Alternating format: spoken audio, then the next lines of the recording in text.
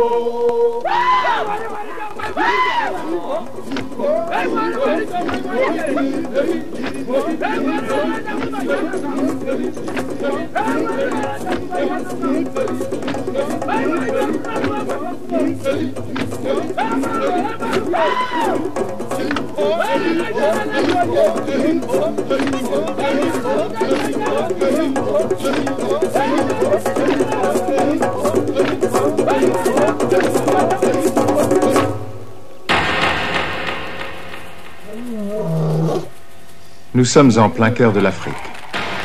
600 kilomètres de savane, de désert, de zones volcaniques, de pistes, d'horizons infinis.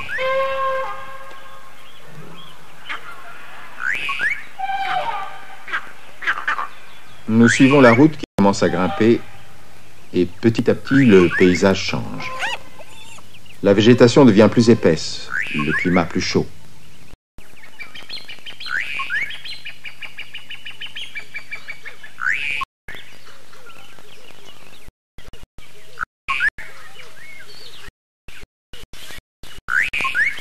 Nous voici arrivés sur le plateau Lorogi, vaste territoire sur lequel vivent les Samburu, situé entre le lac Victoria, le Kilimandjaro et le lac Rodolphe. La région est peuplée d'éléphants, de lions, de léopards et autres animaux dangereux. Mais dans ce milieu apparemment hostile, les Samburu réussissent à vivre avec une certaine tranquillité, parce qu'ils en connaissent les lois et les pièges.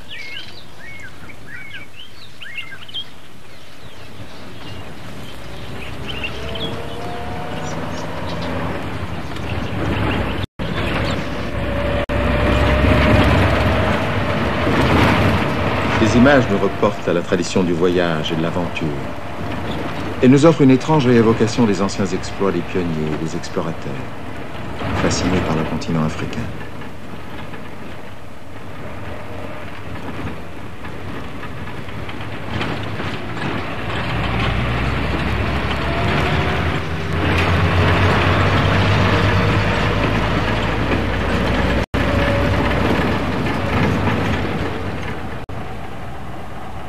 Mais en réalité, tout cela est également possible de nos jours. Les aventuriers modernes débarquent encore dans un monde non contaminé, où la vie est un équilibre harmonieux et les désirs semblent satisfaits.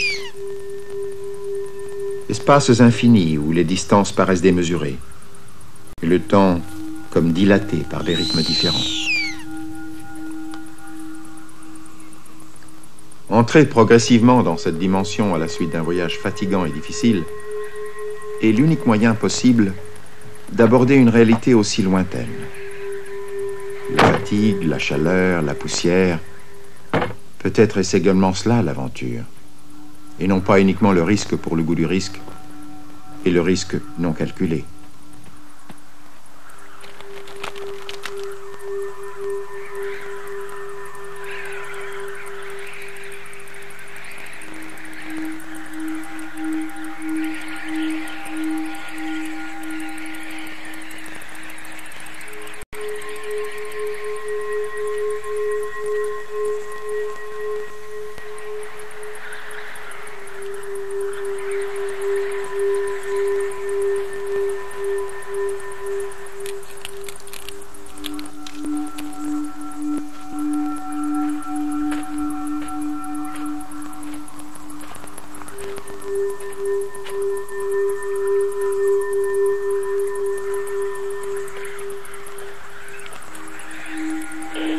Regardez-les, ils échangent quelques brèves phrases avec cette complicité de ceux qui, engagés dans une aventure commune, éprouvent les mêmes émotions.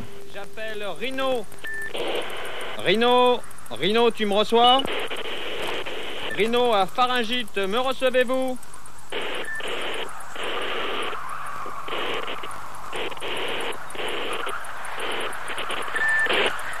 Pharyngite à fin de campagne, je t'ai repéré, connard. Alors, t'as des problèmes? Non, non, tout va bien.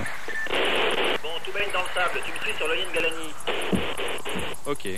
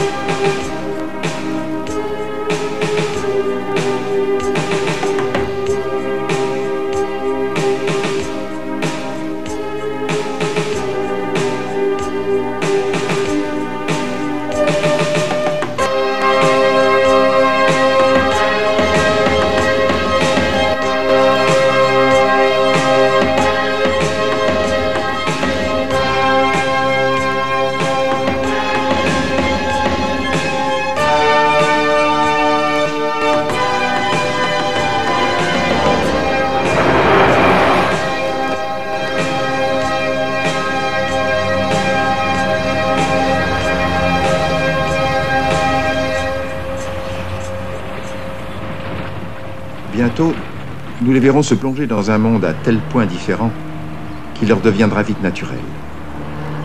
Monde auquel ils sont confrontés comme à un miroir, tout en y reconnaissant peut-être des origines ancestrales. À leur tour, les Samburu semblent répondre à cette sorte de jeu des rôles par leurs gestes, leur curiosité naïve et leur comportement à la fois fier et tranquille. Nos voyageurs sont enfin arrivés dans l'un des 100 villages Samburu. Quelques huttes sur les rives du lac Rodolphe. Semblables aux Suk et aux Turkana, les Samburu sont semi-nomades. Ils vivent de l'élevage et de la chasse.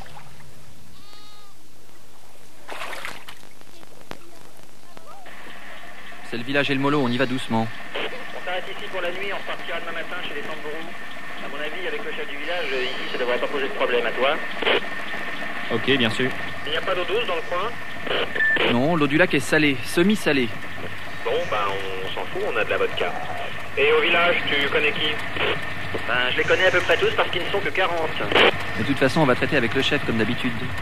À toi? Ok, tu te le fais. Yes.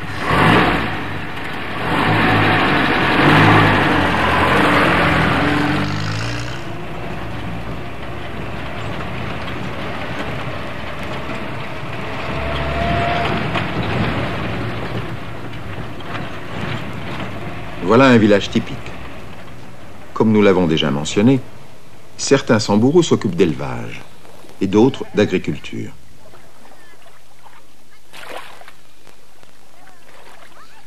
Curieusement, ceux qui se consacrent à l'élevage du bétail ont su, bien plus que les agriculteurs, conserver intacte leur tradition.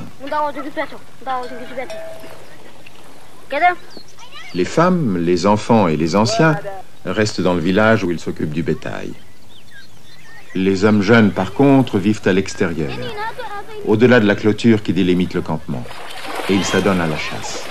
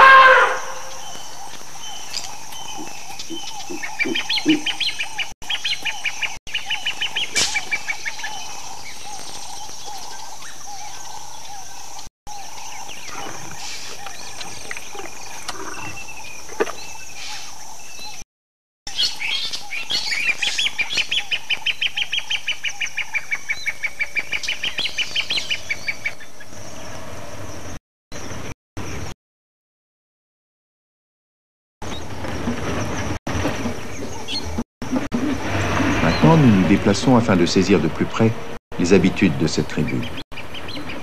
À travers les champs, nous arrivons dans un autre camp.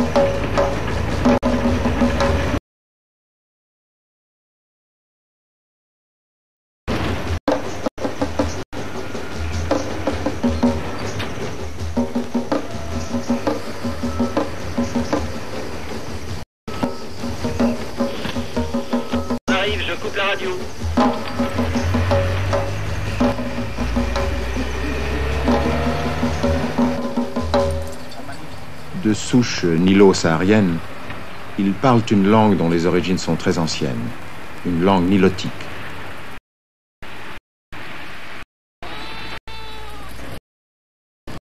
Or longiligne, les traits fins du visage caractérisent la de ce peuple.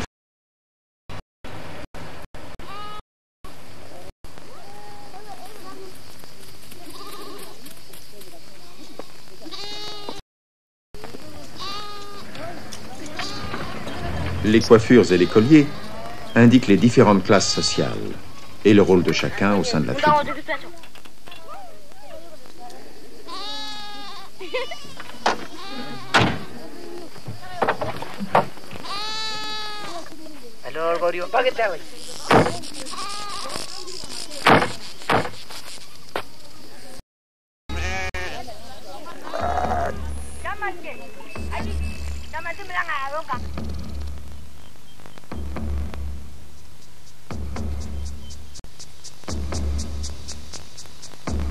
Les hommes, en effet, sont divisés en classes.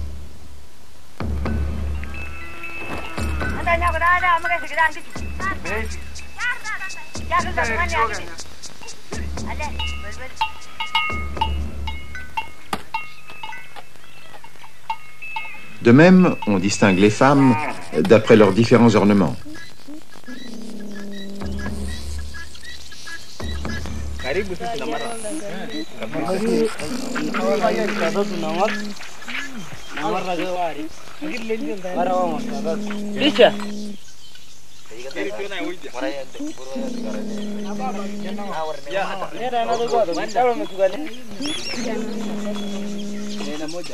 Une atmosphère de curiosité réciproque se crée. Les Samborous sont attirés par les objets et les personnes, et ils n'éprouvent aucune hostilité. Voilà, mou.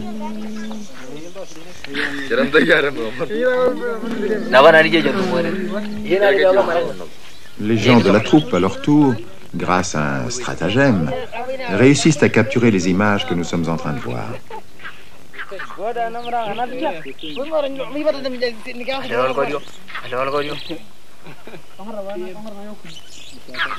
Hakuna kidogo.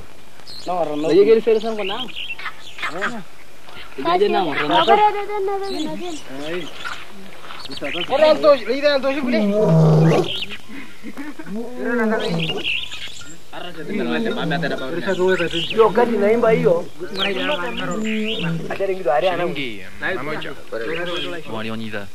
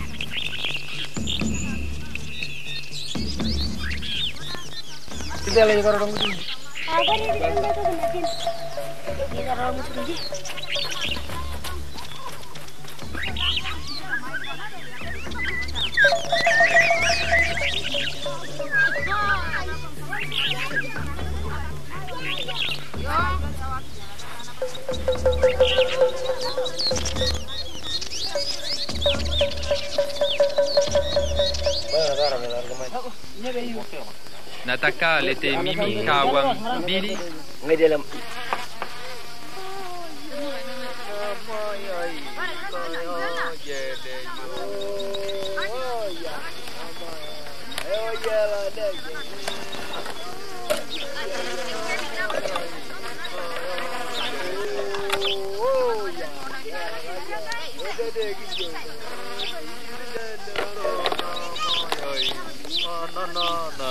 Lorsque nous avons parlé de stratagème, nous entendions la façon de pénétrer subrepticement dans une situation particulière et différente. Ce que nos chasseurs d'images ont fait, en masquant ce sentiment d'inquiétude et de malaise, toujours présent dans ce genre d'aventure.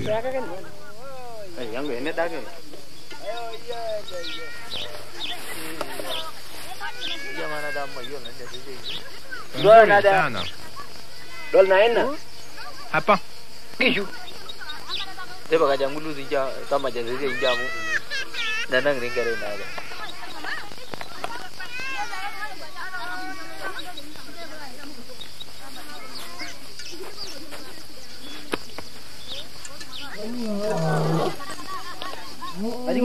Ayo Nico. Mau jaya apa? Mau jaya apa? Mana dirinya? Mana dirinya? Kata mzuri? Kata mzuri? Mzuri kata.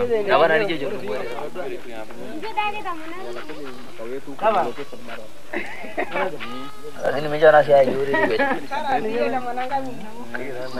Korre ini cina jual nano. Ini segera kita sih baru. Kapan ni jojo? Ini nak isu nasi. Ye, doro nadi kemana yang mereka? Ye ke kemana? Wewe taka. Taka ona. Doro nadi kemana yang mereka? Ye nadi bawa kemana sih?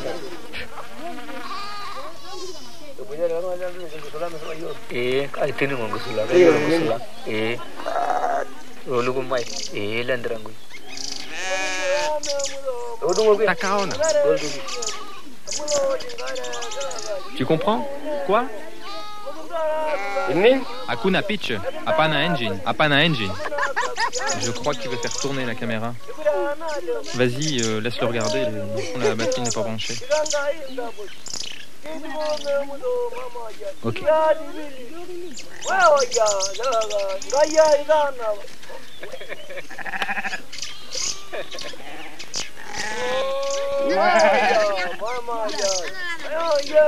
Ada narang kitok tu ya mana ada mayu nanti. Ada nada baru berada apa ini? Berada ini apa ada. Go.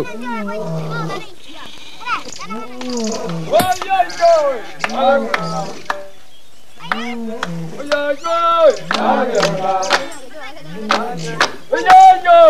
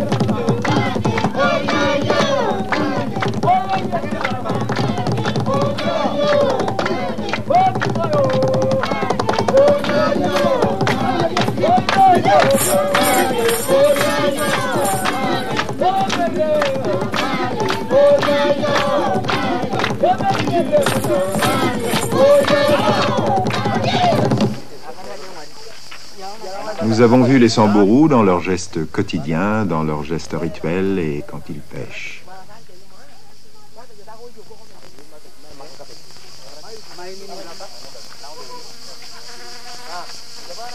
Solennels, souriants, distraits, mais toujours désinvoltes dans leur propre rôle.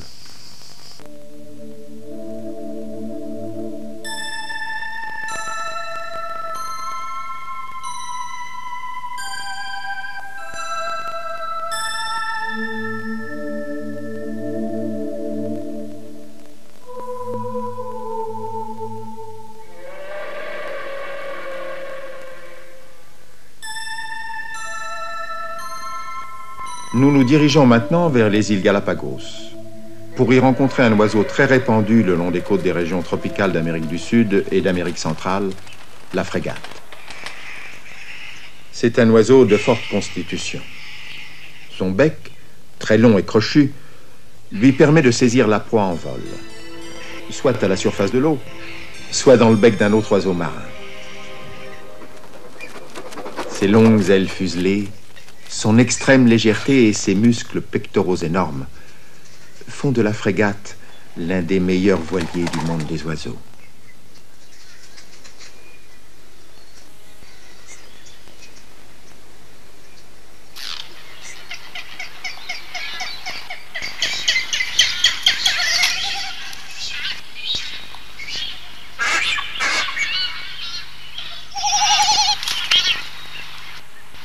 Durant la période des amours, une grande poche de peau rouge apparaît sur le gosier du mâle. C'est le sac gulaire. L'oiseau le gonfle à volonté lors de la parade nuptiale, car il lui sert à attirer les femelles volant aux alentours. L'une d'entre elles se pose à côté de lui et le couple continue la parade en claquant du bec et en agitant les ailes.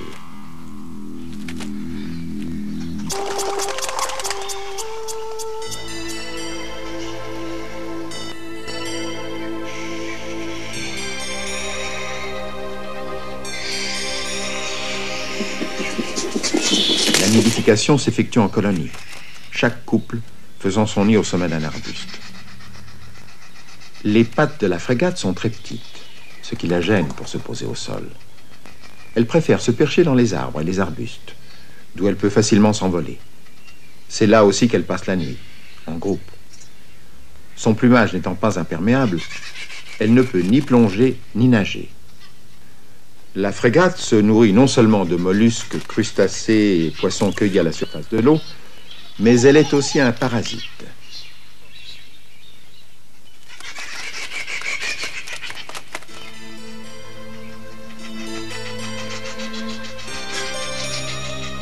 Force d'autres espèces d'oiseaux marins à régurgiter en vol leur nourriture, après les avoir attaqués au retour de leur pêche.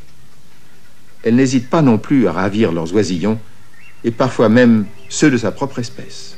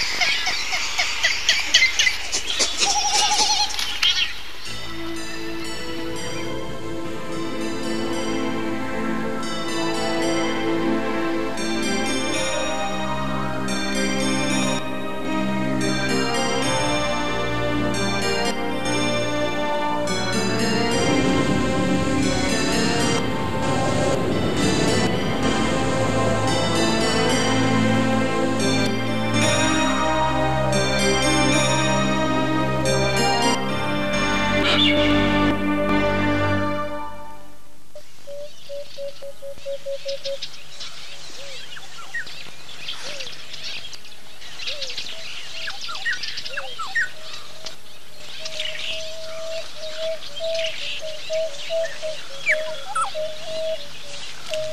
voici de retour en Afrique, dans des espaces infinis où demeurent les êtres nés pour vivre en liberté. Parmi la grande variété d'animaux qui peuplent ces régions, l'antilope est par excellence un symbole d'élégance et de souplesse. C'est à cette famille qu'appartient le damalisque, animal que l'on rencontre souvent dans la savane ou dans le désert de Kalahari. C'est un herbivore diurne qui vit dans un groupe formé d'une vingtaine d'animaux en moyenne et que l'on retrouve souvent en compagnie d'autres antilopes. Afin de faire face aux innombrables dangers, la vie en groupe représente pour le damalisque, comme pour de nombreux autres animaux, un choix presque obligatoire. Qu'il s'agisse de lions ou de léopards, les prédateurs sont toujours aux aguets. Comme dans toutes les communautés, il doit exister une hiérarchie. C'est la raison pour laquelle les mâles luttent entre eux. Pourtant, malgré la violence apparente des combats, il est rare que cela finisse tragiquement.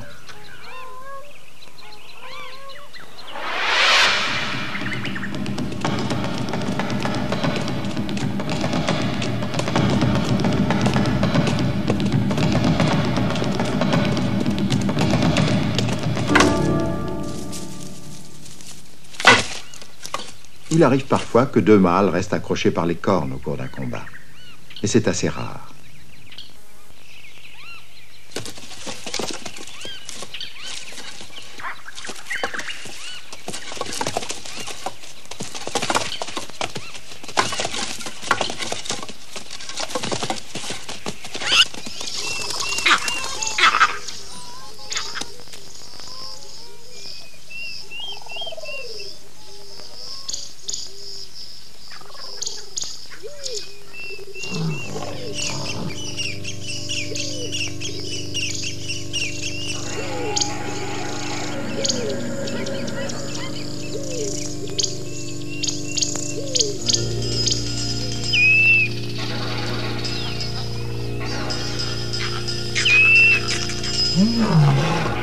Même en groupe, les damalisques sont toujours vigilants.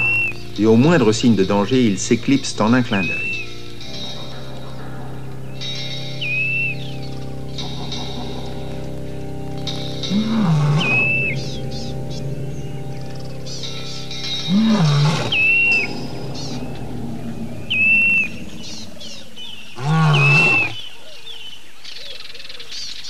C'est justement sur la vitesse des réflexes devant le danger et la fuite immédiate que se fonde tout le système de défense de cet animal.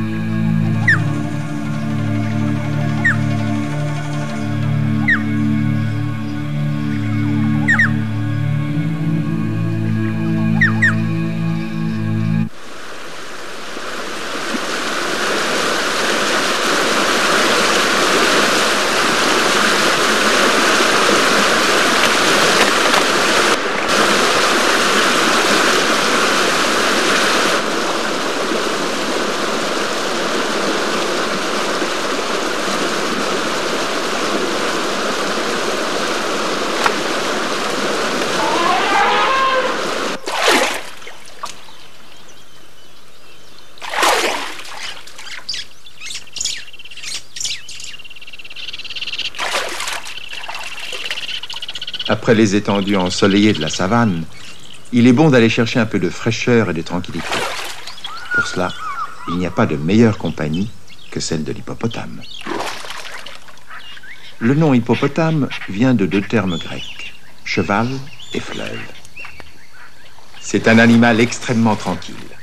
Il passe la majeure partie de la journée, je dirais même toute la journée, immergé. Et il ne réémerge que le temps de respirer toutes les 2 à 4 minutes.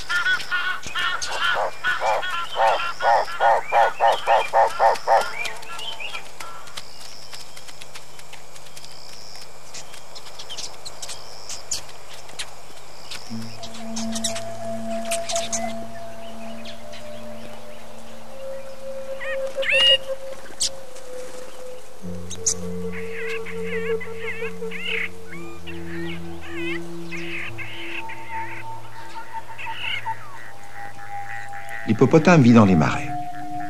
Par ses mouvements, il remue la boue sur le fond et fait ainsi circuler les sédiments contenant différentes substances nutritives.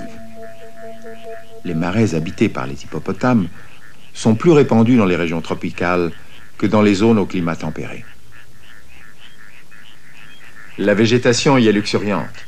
On y trouve des papyrus atteignant plusieurs mètres de hauteur, des nénuphars et toutes sortes de plantes si étroitement entrelacées qu'elles empêchent l'eau au-dessous de se recharger en oxygène.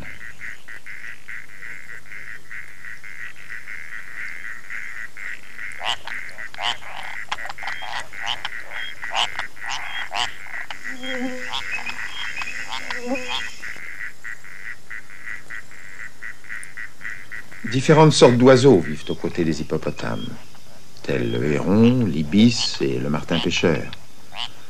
En outre, les marécages contribuent à l'équilibre hydrique de la région.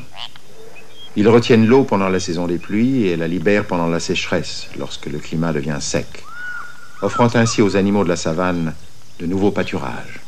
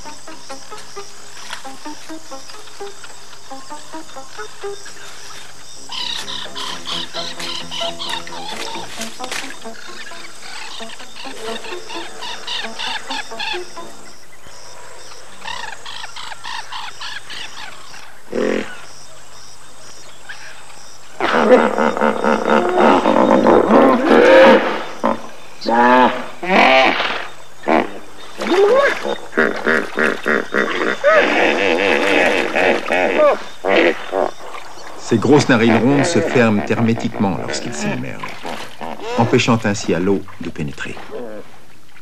La position particulière de ses yeux lui permet en outre de contrôler à chaque instant la situation, sans pour cela renoncer à ses immersions.